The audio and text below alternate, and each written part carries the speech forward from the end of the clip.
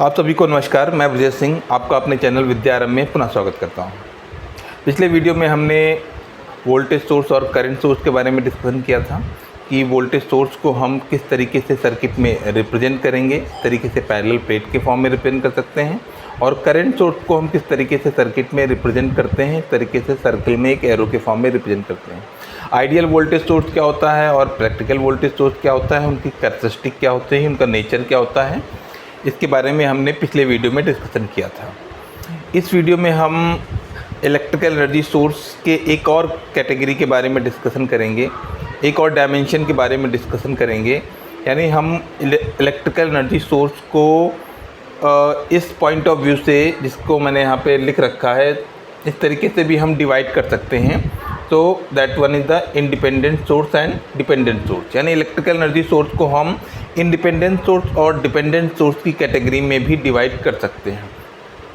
तो आइए देखते हैं कि अगर हम इस तरीके से सोर्स को डिवाइड करते हैं तो कैसे हम ये कौन से सोर्स होते हैं और इनको सर्किट एनालिसिस में कैसे हम यूज़ करेंगे। तो इंडिपेंडेंट सोर्स, जैसा नाम से लग रहा है कि ये इंडिपेंडेंट होते हैं, ये किसी क्वांटिटी पर डिपेंडेंट नहीं होते हैं। तो इंडिपेंडेंट सोर्स, जैसा आपको बताया गया है कि ये पैरेलल प्लेट कम्बिनेशन, ये सर्किल में एरो, ये सब जिसकी रेटिंग फिक्स होती है, जैसे ये सोर्स है, इसकी रेटिंग 5 वोल्ट है, तो ये इंडिपेंडेंट सोर्स हो गया। ये लोड पर या सर्किट पर डिपेंडेंट नहीं है। जैसे करंट सोर्स है, मान लेते हैं इसका आउटपुट है 5 एम्पियर, तो ये सोर्स आपका इंडिपेंडेंट हो गया क्योंकि इसकी रेटिंग फिक्स है, ये लोड पर डिपेंड नहीं कर रहा है। जब भी आप बैटरी मार्केट में जाते हैं, सेल लेने जाते हैं, तो उस सेल के ऊपर जो रेटिंग लिखी होती है, उस रेटिंग की का आउटपुट वो सेल देता है, उसमें ये नहीं लिखा होता है कि इसको आपको कहाँ कनेक्ट करना है। यानी ये सोर्स लोड से इंडिपेंडेंट होते हैं, इनकी रेटिंग इंडिपेंडेंट होती है, इस वजह से इनको हम इंडिपेंडेंट सोर्स कहते हैं। तो ये वोल्टेज सोर्स, करंट सोर्स जो हमने पिछले लेक्चर में पढ़े, वो सारे सोर्स क्या थे, वो इंडिपेंडेंट सोर्स थे। और डिपेंडेंट सोर्स क्या होते हैं? डिपेंडेंट सोर्स को हम सर्किट में डायमंड शेप से रिप्रेजेंट करते हैं। अगर कहीं पर भी डायमंड शेप यूज़ हो रहा है तो आप सबसे पहले समझ जाएंगे इसको देखते ही कि ये सोर्स क्या है, डिपेंडेंट सोर्स। यानी इनका आउटपुट फिक्स नहीं है, इंडिपेंडेंट नहीं है, इनका आउटपुट सर्किट के किसी पैरामीटर पर डिपेंड कर रहा है। इनका आउटपुट डिपेंडेंट होता है और वेरी करता है, सर्किट में वेरिएशन के अकॉर्डिंग इनका आउटपुट वेरी करता है। इस वजह से ऐसे सोर्स को हम डिपेंडेंट सोर्स कहते हैं। तो ये डिपेंडेंट सोर्स को हम, या इन सोर्सेस को फर्दर 4 कैटेगरी में डिवाइड किया जाता है। तो उसको आपको मैं दिखा देता हूँ कि ये डिपेंडेंट सोर्स फर्दर 4 कैटेगरी में डिवाइड होते हैं। One is the voltage dependent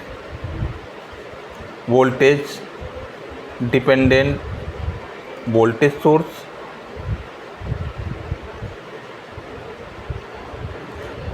next one is the again voltage dependent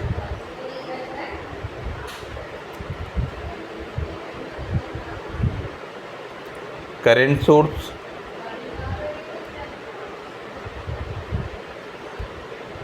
next one is a current dependent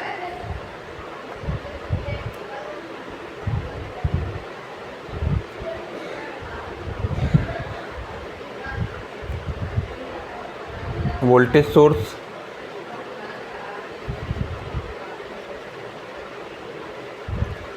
last one is the current dependent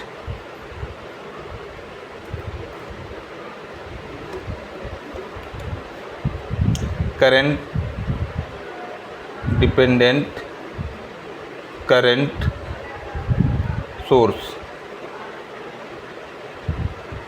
तो ये फर्दर कैटेगरी हो गई। तो source देखिए again 2 ही type के हैं, एक वोल्टेज सोर्स है और दूसरा है ये करंट सोर्स। तो कैटेगरी अगेन फर्दर 2 ही टाइप की है, एक वोल्टेज सोर्स है और दूसरा करंट सोर्स है। डिपेंडेंट क्वांटिटी भी 2 हैं, एक है वोल्टेज डिपेंडेंट और दूसरा है करंट डिपेंडेंट। तो इन्हीं की पॉसिबिलिटी के अकॉर्डिंग 4 टाइप के सोर्स बना दिए गए हैं। एक voltage dependent voltage source, then voltage dependent current source, then current dependent voltage source, current dependent current source. तो इनको अगर हम सर्किट में रिप्रेजेंट करें, सर्किट में इनको शो करें, तो किस तरीके से इनको सर्किट में शो किया जाएगा उसको समझते हैं। इंडिपेंडेंट सोर्स के बारे में ऑलरेडी मैंने आपको बता दिया है कि जैसा हम सर्किट एनालिसिस में जो सोर्स को यूज़ करते हैं वो सारे इंडिपेंडेंट सोर्स रहते हैं। नॉर्मली हमने 12th लेवल तक जो सोर्स यूज़ किए हैं वो लगभग इंडिपेंडेंट सोर्स हैं, जिसमें कि रेटिंग फिक्स लिखी रहती है, तो वो सर्किट किसी पैरामीटर पर इनका आउटपुट डिपेंड नहीं करता, ना ही लोड पर डिपेंड करता है। तो इस वजह से ऐसे सोर्स को हम इंडिपेंडेंट सोर्स करते हैं। तो इसमें मेनली हम डिस्कस करते हैं कि डिपेंडेंट सोर्स क्या होते हैं और उनको सर्किट में कैसे यूज़ करते हैं, और अगर वो सर्किट में यूज़ किए जा रहे हैं तो फिर कैसे हम सर्किट इक्वेशन लिखेंगे। तो सबसे पहले देखते हैं कि वोल्टेज डिपेंडेंट वोल्टेज सोर्स, इनको किसी किसी बुक में कंट्रोल्ड भी लिखा रहता है। Voltage controlled voltage source, voltage controlled current source, current controlled voltage source and current controlled current source. तो चाहे हम डिपेंडेंट लिखें चाहे हम कंट्रोल लिखें, वो बात एक ही है। वो कंट्रोल किया जा रहा है किसी पैरामीटर से, यानी वोल्टेज से, ऐसा सोर्स जिसका आउटपुट किसी अदर सर्किट पैरामीटर से कंट्रोल किया जा रहा है, यानी वोल्टेज से कंट्रोल किया जा रहा है, तो वोल्टेज कंट्रोल्ड वोल्टेज सोर्स। तो इसको हम शॉर्ट में लिख देते हैं वोल्टेज डिपेंडेंट वोल्टेज सोर्स, या फिर आप इसको किसी बुक में वोल्टेज कंट्रोल्ड वोल्टेज सोर्स भी देख सकते हैं लिखा हुआ। तो अगर ये ऐसा है तो इसको कैसे सर्किट में रिप्रेजेंट किया जाएगा। एक सबसे पहले तो डिपेंडेंट सोर्स है, तो इस वजह से ये डायमंड शेप रहेगा। देन अब वोल्टेज सोर्स है तो 100% इसमें प्लस माइनस रहेगा, इस वजह से इसमें प्लस माइनस बना होगा। और वोल्टेज डिपेंडेंट है, इसलिए यहाँ पर जो भी डिपेंडेंट क्वांटिटी होगी रेटिंग की जगह पर वो लिखी होगी। तो ये के कोई कांस्टेंट है और ये स्मॉल वी लिखा हुआ है। ये स्मॉल वी का मतलब है कि वी एक वेरिएबल है जो किसी पैरामीटर के अक्रॉस का वोल्टेज है। इसको भी हम सर्किट में भी देखेंगे कि इसका मतलब क्या है। तो इसका आउटपुट क्या है, ये वोल्टेज सोर्स है तो इसका मतलब इसका आउटपुट वोल्टेज होगा, कितना होगा, के वी वोल्टेज होगा। Here V is again variable, K V volt. के मान लेते हैं, कन्फ्यूज़न ना हो, इस वजह से हमने के की वैल्यू मान लेते हैं कि 5 ले ली। तो यहाँ पर हम के को हम लिख सकते हैं 5V, small V. V is not a volt, here V is variable. तो इसका आउटपुट जो होगा 5V होगा, 5V वोल्ट। इसी तरीके से वोल्टेज डिपेंडेंट करंट सोर्स, अगर वोल्टेज डिपेंडेंट करंट सोर्स है तो अब देखिए सोर्स कैसा है। सबसे पहले देखेंगे करंट सोर्स। तो हमने एक डायमंड शेप बनाया, डायमंड शेप बना करके अब सोर्स कैसा है, करंट सोर्स, तो यानी एरो होगी। तो डायमंड रिप्रेजेंट कर रहा है कि डिपेंडेंट है, एरो रिप्रेजेंट कर रहा है कि करंट सोर्स है, और वोल्टेज डिपेंडेंट है तो इस वजह से यहाँ पर कोई वेरिएबल वोल्टेज होगा। स्मॉल वी हमने लिख दिया, तो स्मॉल वी वोल्ट। तो इससे जो करंट जा रही है वो 5V एम्पियर जा रही है। Here V is a variable, इसकी वैल्यू सर्किट में हो सकता है 1 हो, या हो सकता है इसकी 2 हो, या हो सकता है 3 हो। तो अगर 1 है तो 5 एम्पियर की करंट हो जाएगी, 2 है तो 10 एम्पियर की करंट हो जाएगी, और अगर 3 है तो 15 एम्पियर करंट हो जाएगी। तो इस तरीके से सर्किट पैरामीटर के अकॉर्डिंग सर्किट में क्या लोड कनेक्ट है, क्या क्या एलिमेंट कनेक्ट हैं, उसके बेसिस पर ऐसे सोर्स का आउटपुट वेरी करता रहता है। तो ये अब देखते हैं current dependent voltage source. Current dependent voltage source है तो सबसे पहले तो क्योंकि डिपेंडेंट सोर्स है इसलिए डायमंड शेप हमने बना दिया। अब यहाँ पर वोल्टेज सोर्स है इसलिए प्लस माइनस होगा, और करंट डिपेंडेंट है इसलिए जो डिपेंडेंट क्वांटिटी होगी यहाँ पर के आई होगी, where I the current which is flowing in a particular element on which the output of this source is depending. तो ये कोई आई एक कोई करंट होगी किसी सर्किट एलिमेंट के क्रॉस में बह रही होगी, तो इस सोर्स का आउटपुट उस करंट पर डिपेंडेंट है। अभी हम इसको देखेंगे सर्किट एनालिसिस, कुछ न्यूमेरिकल सॉल्व करके देखेंगे कि इसका क्या मतलब है। तो इसका जो आउटपुट होगा, आउटपुट वोल्टेज होगा, ये के आई वोल्ट होगा। अभी आपको देखने में और सुनने में अजीब लग रहा होगा कि आई भी है वोल्ट भी है, लेकिन आई यहाँ पर कुछ ना कुछ फिक्स क्वांटिटी होगी कि पर्टिकुलर एलिमेंट से हो सकता है कि 1 एम्पियर की करंट फ्लो हो रही होगी, या हो सकता है कि 2 एम्पियर की करंट फ्लो हो रही होगी। अगर के को मान लेते हैं कांस्टेंट है जो कि पहले से ही दिया रहेगा, ये के पहले से आपको मालूम होगा। अगर मान लेते हैं कि 5 है तो इसका जो आउटपुट होगा वो होगा 5 वोल्ट, 5 × 1। अगर 2 एम्पियर करंट हो रही है तो इसका जो आउटपुट हो जाएगा वो 10 वोल्ट हो जाएगा।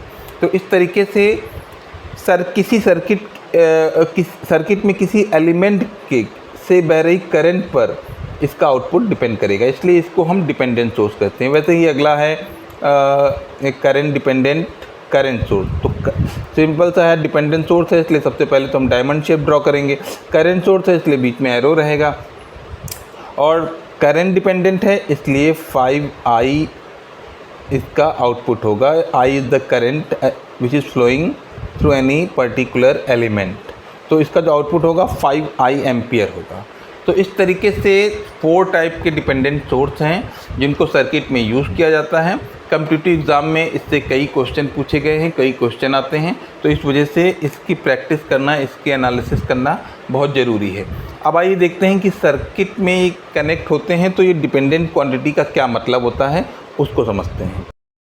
तो ये देखिए आपके सामने एक एग्ज़ाम्पल है जिसमें कि ये एक इंडिपेंडेंट सोर्स कनेक्ट है, ये 4 एम्पियर का इंडिपेंडेंट सोर्स है, 1 ओम का रेजिस्टेंस है, और ये dependent source diamond shape draw किया गया है, इसका मतलब ये डिपेंडेंट सोर्स है, और ये 2 ओम का रेजिस्टेंस है। तो डिपेंडेंट सोर्स की रेटिंग में क्या लिखा हुआ है कि कौन सी डिपेंडेंट क्वांटिटी लिखी हुई है, तो आप देखेंगे इट इज़ 2, के की जगह यहाँ पर 2 है, यानी के की वैल्यू ऑलरेडी आपको दी हुई है।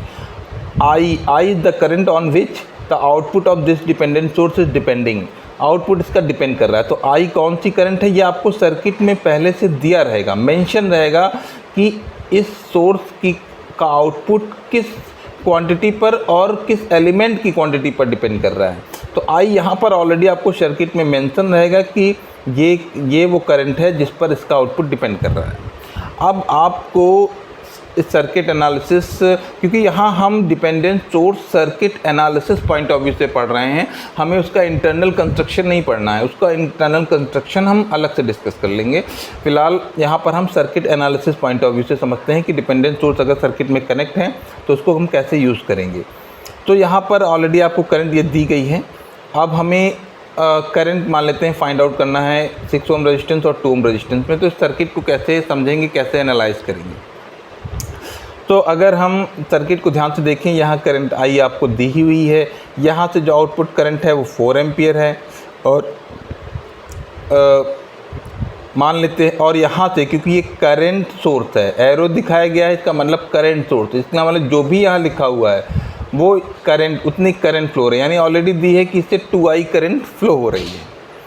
तो मान ले, और यहाँ इस ब्रांच में करंट क्या होगी, मान लेते हैं इसमें करंट नहीं दी हुई है, तो माना जा सकता है कि करंट मान लेते हैं कि इसमें से I करंट फ्लो हो रही है, कैपिटल I मान लेते हैं, या मान लेते हैं सभी के क्रॉस V वोल्टेज है, इन सभी क्योंकि पैरेलल ब्रांच है तो तब ये एक के क्रॉस V मानेंगे तो सभी के क्रॉस V हो जाएगा। तो इसके क्रॉस इससे जो करंट फ्लो हो रही है वो V/2 करंट फ्लो हो रही है। वोल्टेज अगर V है तो वोल्टेज बाई रेजिस्टेंस यानी V/2 क्या हो रही, करंट फ्लो हो रही है।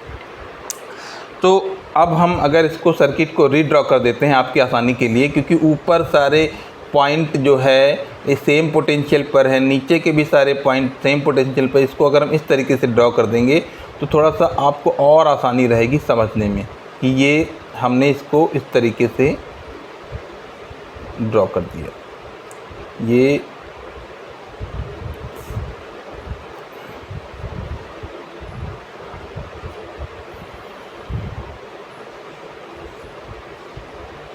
क्योंकि ऊपर के सभी पॉइंट सेम पोटेंशियल पर, इसलिए आपको ये फिगर समझ में आ जाएगा कि कैसे हो रहा है। हमने नोड पॉइंट 2 बना दिए इसमें, ये 2 ओम।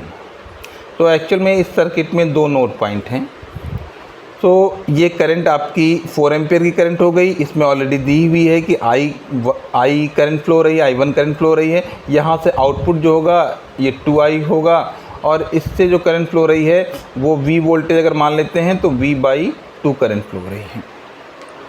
तो अब यहाँ पर हम इस नोड पॉइंट पर KCL लगा सकते हैं कि इनकमिंग करंट इक्वल होगी आउटगोइंग करंट की। तो यहाँ से इनकमिंग करंट कौन कौन सी हैं, इनकमिंग करंट है एक ये इनकमिंग करंट हो गई 4 एम्पियर की, तो 4 एम्पियर प्लस इनकमिंग करंट हो गई 2I, तो 2I, and then outgoing current कौन कौन सी हो गई, ये हो गए ये इक्वल होगा आउटगोइंग करंट I1 के, सॉरी ये I और I1, ये हाँ ये I1 होगा, ये I1 होगा, ठीक है, ये उसका आउटपुट I1 होगा।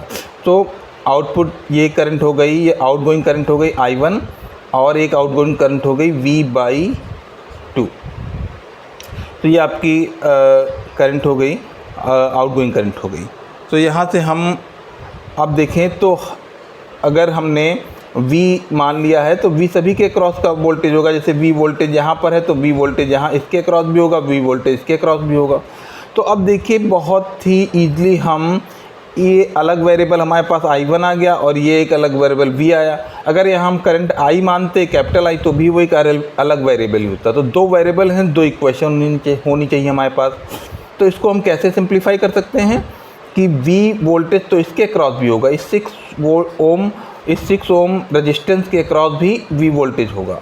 तो इसकी करंट को हम V के टर्म में लिख सकते हैं। It is V/6 voltage divide by the resistance, voltage divide by resistance, इसकी करंट यानी I1 को हम लिख सकते हैं V/6।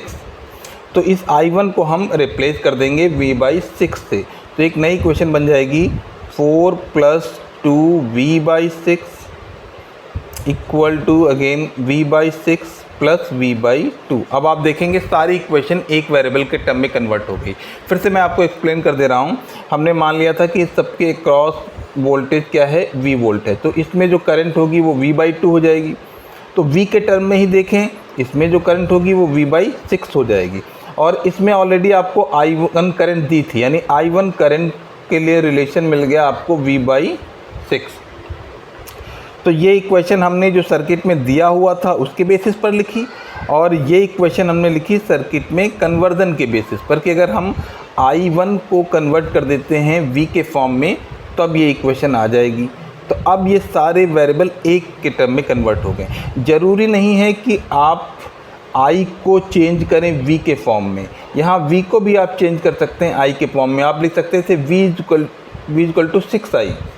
तो आप इसी इक्वेशन को I के फॉर्म में भी लिख सकते थे। देखिए कैसे लिखेंगे, 4 + 2I equal to I plus V/2 को लिख सकते हैं 6I/2। V को हमने रिप्लेस 6, तो ये हो गया आपका 3I, ये हो गया 3I। तो ये सारा एक वेरिएबल के टर्म में फिर आ गया हमारे पास I1 के टर्म में। तो इसी तरीके से हम किसी भी वेरिएबल में कन्वर्ट कर सकते हैं, कोई इशू नहीं है वो। फिर उससे आगे हम फर्दर इंडिविजुअल वैल्यू कैलकुलेट कर लेंगे कि हर एक रेजिस्टेंस में क्या करंट है। तो यहाँ पर हम अब हम इसको सिंप्लीफाई कर सकते हैं। ये 3 आ जाएगा, सो ये आ जाएगा 12 + V/3 इक्वल 3V + V। तो इसको सिंप्लीफाई कर लेंगे हम। तो यहाँ पर ये यहाँ पर फर्दर हम इधर ले जाएं इसको कैलकुलेशन को, तो हो जाएगा ये 2 मल्टीप्लाई कर दे जा करके इधर, तो ये हो जाएगा 24 + 2V equal to 4V। So here V subtract हो जाएगा तो हमारे पास 2V आ जाएगा, 2V इक्वल टू 24, तो V इक्वल टू 12। तो इस तरीके से हमारे पास V की वैल्यू आ गई। अगर V की वैल्यू आ जाएगी तो हम फर्दर V की वैल्यू पुट करके हर एक रेजिस्टेंस की करंट को कैलकुलेट कर सकते हैं। 6 ओम रेजिस्टेंस में जो करंट थी वो V/6 थी। Current in a 6 ohm resistance was V/6। तो V की वैल्यू 12 है, तो 12/6 यानी आ गई आपकी 2 एम्पियर। इसमें जो करंट 2 ओम में करंट है वो V/I इन 2 ओम, वो V/2 है। तो ये V की वैल्यू 12 आ गई है, 12/2 इसका मतलब है 6 एम्पियर करंट फ्लो रही है। इसका जो आउटपुट है, करंट सोर्स का जो आउटपुट है वो 2 एम्पियर है। तो करंट सोर्स का आउटपुट 2 एम्पियर है, तो इसको हम अब निकालें तो इस रिलेशन का यूज़ करेंगे, V इक्वल टू 6I या I इक्वल टू V/6। तो I इक्वल टू V/6 है, तो I हमारे पास V की वैल्यू 12/6 आ गई, 6 यानी 2 एम्पियर। इसका आउटपुट हो जाएगा 4 एम्पियर। करंट सोर्स का जो आउटपुट हो जाएगा ये 2 मल्टीप्लाइड बाई द कांस्टेंट 2, इसका मतलब है कि 4 एम्पियर का आपका आउटपुट हो जाएगा। तो इस तरीके से आप सर्किट को एनालाइज कर सकते हैं, समझ सकते हैं। डिपेंडेंट सोर्स को आप बिल्कुल एक नॉर्मल सोर्स की तरीके से कंसीडर करेंगे। अगर हम circuit analysis point of view से बात करें तो मेरी बात बहुत ध्यान से सुनिएगा कि डिपेंडेंट सोर्स को हम एक नॉर्मल सोर्स की तरीके से ही कंसीडर करेंगे। जस्ट जो इसका वेरिएबल है, जो डिपेंडेंट क्वांटिटी है, ये बहुत ही इम्पॉर्टेंट पॉइंट है। अगर आप इस पॉइंट को समझ जाएंगे तो इसके साथ सर्किट आसानी से सॉल्व कर लेंगे। तो इस सोर्स को, डिपेंडेंट सोर्स को एक इंडिपेंडेंट सोर्स की तरीके से ही सर्किट एनालिसिस में हम कंसीडर करेंगे। बस हमें करना क्या होता है कि इस इंडिपेंडेंट क्वांटिटी को कन्वर्ट करना है इक्वेशन के वेरिएबल के फॉर्म में। अब जैसे यहाँ पर हमने इक्वेशन लिख दी तो यहाँ पर एक डिपेंडेंट क्वांटिटी अलग आ रही है और एक वेरिएबल ये अलग आ रहा है। तो बस हमें इस डिपेंडेंट क्वांटिटी को कन्वर्ट करना है इक्वेशन के वेरिएबल में। तो इक्वेशन के वेरिएबल में यानी v के फॉर्म में कन्वर्ट कर दिया तो हमारी इक्वेशन इजीली सॉल्व हो गई। तो बस इसका हमें रिलेशन फाइंड आउट करना है, डिपेंडेंट क्वांटिटी का रिलेशन फाइंड आउट करना है कि हम कैसे इसको इक्वेशन के वेरिएबल के में कन्वर्ट कर लें। बस उसके बाद ये बिल्कुल सिंपल सर्किट बन जाएगा, सिंपल सोर्स बन जाएगा और इसको आप इजीली एनालाइज कर सकते हैं।